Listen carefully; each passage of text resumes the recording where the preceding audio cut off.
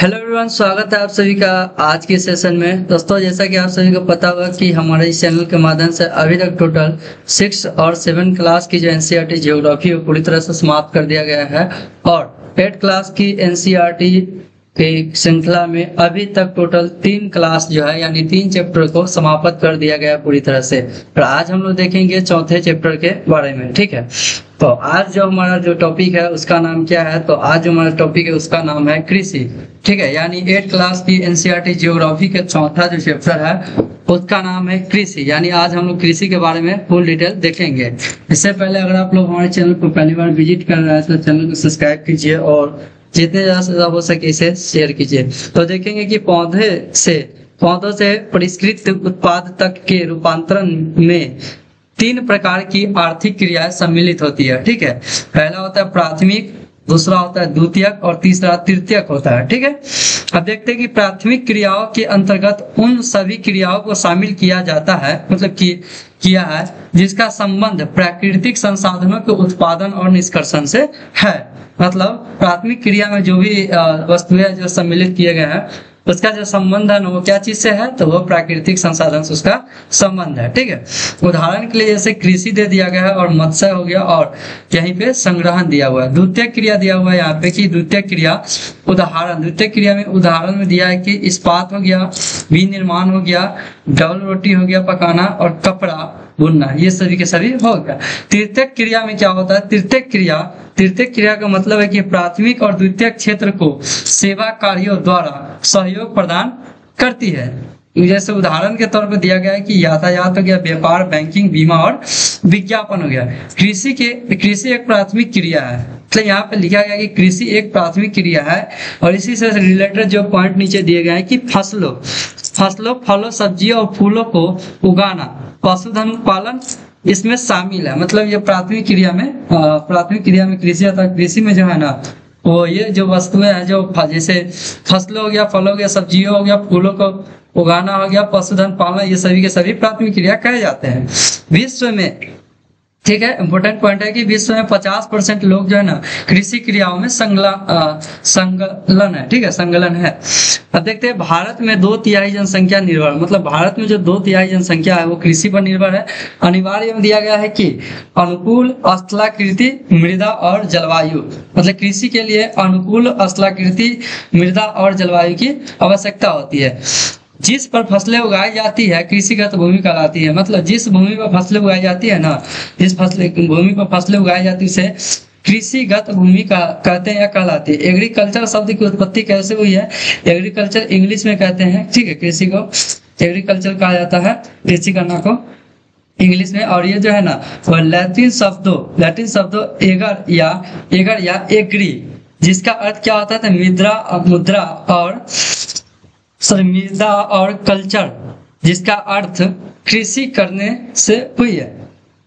अब दिया हुआ कि कृषि तंत्र क्या है? तो कृषि या खेती को एक तंत्र के रूप में देखा जाता है। महत्वपूर्ण निवेश में जैसे बीज हो गया, उर्वरक हो गया, मशीन हो गया, मशीनरी हो गया यानी मशीन, और श्रमिक जो लेबर फोर्स है। ठीक है, अब देखते हैं कि संक्रियाएं में जैसे हो गया कि जुताई, बुआई हो गया, सिंचाई, निराई और कटाई हो जाएगा। इस तंत्र के निर्गतों के अंतर्गत फसल, ऊन, डेयरी, कुक्कुट उत्पाद आते हैं। अब देखते हैं कि जैविक कृषि किसे कहते हैं? जैविक कृषि तो रासायनिक खादों के स्थान पर जैविक खादों तथा प्राकृतिक कीटनाशी का उपयोग किया जाता है। यानी कहने का मतलब है कि कोई खादों का उपयोग न करके, जैसे जैविक खाद में गोबर का हो गया उपयोग किया जाता है और प्राकृतिक कीटनाशी का उपयोग किया जाता है। इसी को ये जैविक कृषि कहा जाता है। फसलों का उत्पादन बढ़ाने के लिए कोई आनुवंशिक है, यहाँ पे कट गया हुआ है। ठीक है, तो आप लोग ये देख लीजिएगा कि फसलों का उत्पादन बढ़ाने के लिए कोई आनुवंशिक उत्पादन नहीं किया जाता। ठीक है, इसे मैं बड़ा कर देता हूँ डिस्प्ले थोड़ा सा। अब यहाँ पे हम लोग देखेंगे कृषि के प्रकार। ठीक है, कृषि के प्रकार यहाँ से अब हम लोग देखते हैं कि कृषि कितने प्रकार के होते हैं। तो यहाँ पे दिया हुआ है कि निर्वाह कृषि दिया हुआ है, उसके बाद वाणिज्य कृषि दिया हुआ है। निर्वाह कृषि में गहन निर्वाह कृषि होती है, आदिम निर्वाह कृषि होती है। और यहाँ पे आदिम निर्वाह कृषि में भी दो प्रकार के होते हैं, स्थानांतरित कृषि होती है और दूसरा जो होता है वो चलवासी पशु चारण होता है। यहाँ वाणिज्य कृषि में देखेंगे तो अनाज कृषि होता है, मिश्रित कृषि होता है और रोपण कृषि होता है। ठीक है, ये सभी के सभी कृषि इसमें होते हैं। अब देखते हैं कि निर्वाह कृषि किसे कहते हैं। तो कृषक परिवार की आवश्यकताओं को पूरा करने के लिए, कृषक जो होता है इसमें श्रमिक और जो किसान जो कृषि करता है वो कृषक परिवार की आवश्यकताओं को पूरा करने के लिए की जाती है। मतलब जीवन निर्वाह कृषि को जो है वो किस लिए किया जाता है, तो जीवन निर्वाह कृषि या जीवन निर्वाह कृषि भी आप इसे बोल सकते हैं निर्वाह कृषि को। तो जीवन निर्वाह कृषि क्यों करता है किसान, तो परिवार की आवश्यकताओं को पूरा करने के लिए करता है। ठीक है, आप लोग ये याद रखिएगा। और देखते हैं कि गहन निर्वाह कृषि, गहन निर्वाह कृषि में क्या देखेंगे कि किसान एक छोटे भूखंड पर साधारण औजारों हो गया और अधिक श्रम से खेती करता है। मतलब जितना ज्यादा से ज्यादा हो सके अपने फैमिली के मेंबर के साथ भी खेती करता है। मुख्य जो फसल इसमें होता है वो चावल होता है। गहन निर्वाह कृषि में मुख्य फसल चावल होता है। अन्य फसल जो है ना, अन्य फसल में जैसे गेहूं, मक्का हो गया, दलहन और तिलहन हो गया, ये सभी के सभी अन्य फसल हो जाएंगे। ठीक है, अब देखते हैं कि सघन जनसंख्या वाले मानसूनी प्रदेश जैसे कि दक्षिण हो गया, दक्षिणी और दक्षिण पूर्वी और पूर्वी एशिया, ये सभी जगह पे ये किया जाता है। भारत में गहन निर्वाह कृषि होती है। भारत में क्या है, तो भारत में जो है ना गहन निर्वाह कृषि ही होती है। ये पॉइंट भी आप लोग नोट कर लीजिएगा, बहुत इंपॉर्टेंट पॉइंट है। ठीक है, अब देखते हैं कि एशिया के प्रचलित कृषि, मतलब एशिया की जो है ना सबसे प्रचलित कृषि कौन है, तो गहन निर्वाह कृषि है। और अधिक धूप वाले दिनों से युक्त जलवायु और उर्वर मृदा वाले क्षेत्र में वर्ष में एक फसल उगाई जाती है। ठीक है, देखते हैं आदिम निर्वाह कृषि किसे कहते हैं। तो आदिम निर्वाह जो कृषि है इसका मतलब है कि इसमें स्थानांतरित कृषि तथा चलवासी पशुपालन शामिल है। ये दोनों के दोनों शामिल है। अब देखते हैं स्थानांतरित कृषि क्या है। तो स्थानांतरित कृषि को अमेजन बेसिन के सघन वन क्षेत्रों में उष्णकटिबंधीय अफ्रीका हो गया, दक्षिण पूर्व एशिया हो गया और उत्तरी पूर्वी भारत के भागों में ये स्थानांतरित कृषि की जाती है। भारी वर्षा इसके लिए जो होती है, भारी वर्षा तथा वनस्पति के तीव्र पूर्ण जनन वाले क्षेत्र में ये पाया जाता है। ठीक है, इसमें जो फसल होती है वो कौन कौन सी होती है, तो मक्का होती है, रतालू, आलू और कसावा होता है। अन्य नाम कौन कौन से ले सकते हैं, तो आप दलहन और कर्तन कृषि भी इसे कह सकते हैं। ठीक है, अब देखते हैं कि विभिन्न भागों में विभिन्न नाम से जाने जाते हैं। मतलब जो ये स्थानांतरित कृषि है वो विभिन्न जगह पर अलग अलग देशों में अलग अलग नामों से जाने जाते हैं। ठीक है, जैसे यहाँ पे देख सकते हैं कि झूमिंग स्थानांतरित कृषि का जो झूमिंग नाम कहाँ पे पड़ता है, तो उत्तर पूर्वी भारत में इसे झूमिंग भी कहा जाता है। मिल्पा इसका नाम कहाँ है, तो मैक्सिको में स्थानांतरित कृषि को मिल्पा भी कहा जाता है। रोका कहाँ कहा जाता है, रोका जो ब्राजील में कहा जाता है। और लदांग इसे कहा जाता है मलेशिया में। अब देखते हैं चलवासी पशुपालन क्या है। तो सहारा के अर्ध शुष्क और शुष्क प्रदेशों में मध्य एशिया इस जैसे मतलब ये सब जो है ना ये क्षेत्र है जहाँ पे चलवासी पशुपालन होता है। ठीक है, जैसे भारत में है ना वो राजस्थान तथा जम्मू और कश्मीर में ये देखने को मिलता है। पशु चारक जो है ना पशुओं के साथ चारे और पानी के लिए एक स्थान से दूसरे स्थान पर क्या करते हैं, एक निश्चित मार्गों से घूमते हैं। ठीक है, निश्चित मार्गों से घूमते हैं। मौसम के आधार भी ये अपना क्या करते हैं, अपने पशुओं के साथ जो है आने को जगह पर जाते हैं। इसमें जब पशु आ जाएगा, वो पशु में कौन कौन से आते हैं, तो भेड़, ऊंट आ जाएगा, मवेशी, याक और बकरियां। इस सभी से क्या होता है, तो इस सभी से जो प्राप्त होता है, ये सभी जानवर से क्या क्या प्राप्त होता है, तो दूध, मांस, ऊन, खाल और अन्य उत्पाद भी होता है। अब देखते हैं कि यहाँ पे वाणिज्य कृषि में देखते हैं कि वाणिज्य कृषि में आखिर हम क्या क्या चीज को देखने वाले हैं। तो वाणिज्य कृषि में हो जाएगा, इसमें फसल उत्पादन और पशुपालन बाजार में होता है। ठीक है, पशुपालन बाजार में विक्रय हेतु किया जाता है। ठीक है, वाणिज्य कृषि जो है ना वो सिंपल सा बात से लैंग्वेज में देखे तो वो बिक्री करने के लिए इसका उत्पादन किया जाता है। ठीक है, अब देखते हैं कि विस्तृत कृषि क्षेत्र और अधिक पूंजी का उपयोग इसमें होता है। ठीक, अधिक पूंजी का भी उपयोग इसमें होता है। वाणिज्यिक अनाज अनाज कृषि, वाणिज्यिक अनाज कृषि में जैसे गेहूं आ गया, मक्का आ गया, सामान्य रूप से यही दोनों आता है।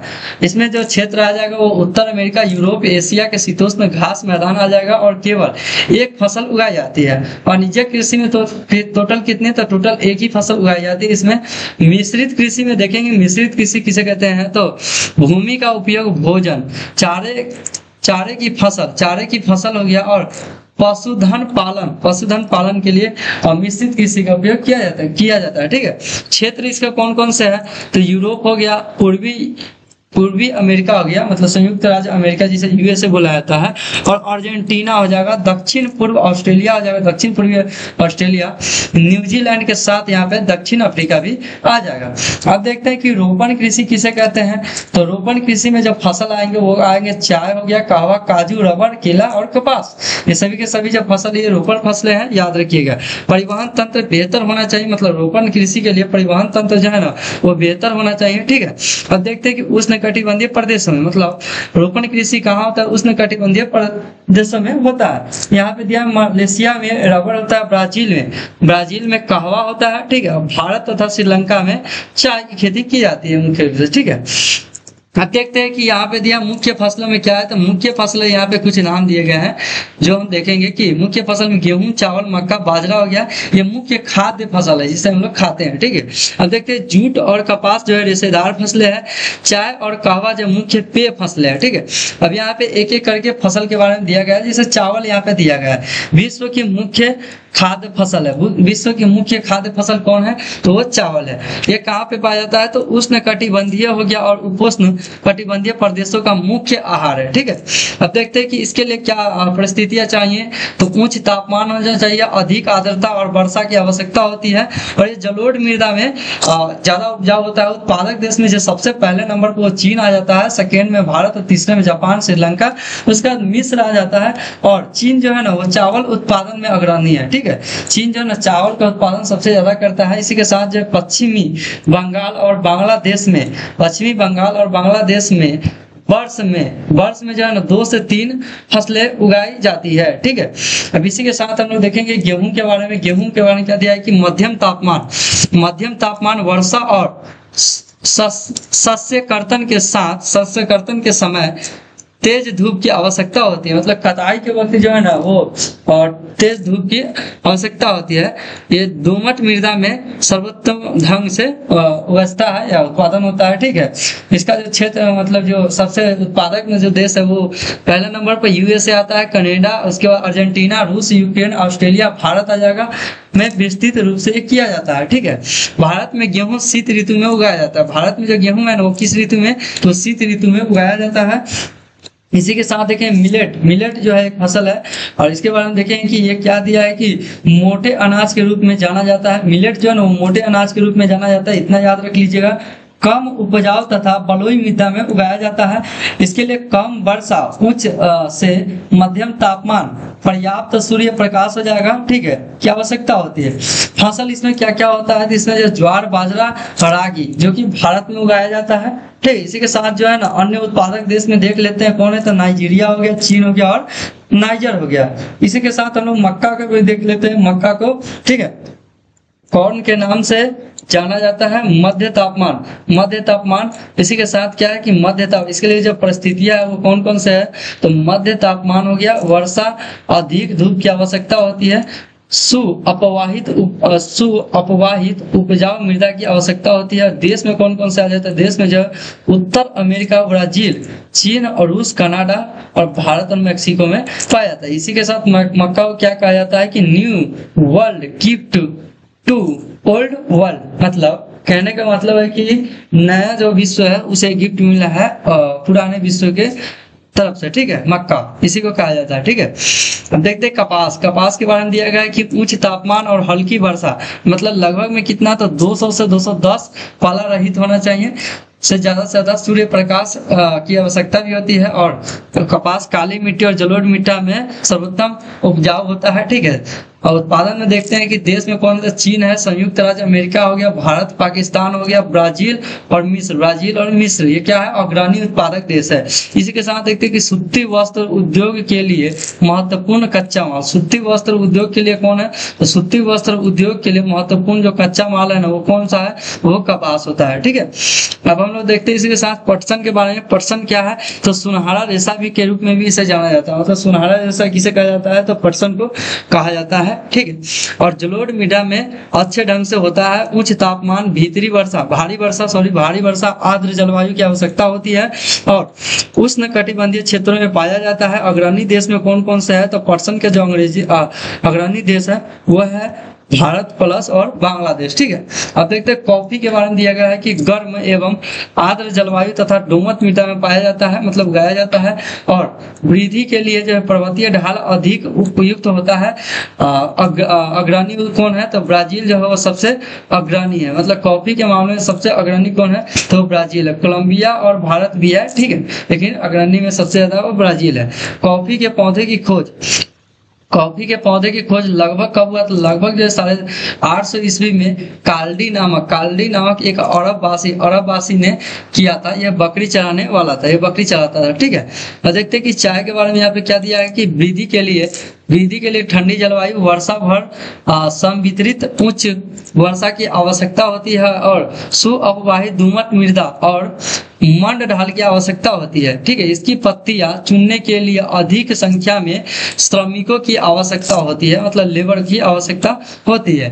अब देखते हैं कृषि का विकास क्या दिया है कि कृषि का विकास कैसे हुआ था, क्षेत्र में विस्तार करके, मतलब कृषि का विकास कैसे कर सकते हैं, तो क्षेत्र में विस्तार करके कर सकते हैं, बोई जाने वाली फसलों की संख्या बढ़ाकर कर सकते हैं और सिंचाई सुविधाओं में सुधार लाकर भी किया जा सकता है। ठीक है, अब देखते हैं कि उर्वरकों और उच्च उपज वाले बीजों का प्रयोग करके भी प्रयोग और मशीनरी से कर सकते हैं। ठीक है, मशीनीकरण से भी इसका कृषि का विकास किया जा सकता है। ठीक है, अब देखते हैं कि कृषि के विकास का जो चरम लक्ष्य क्या है, खाद्य सुरक्षा को बढ़ाना है।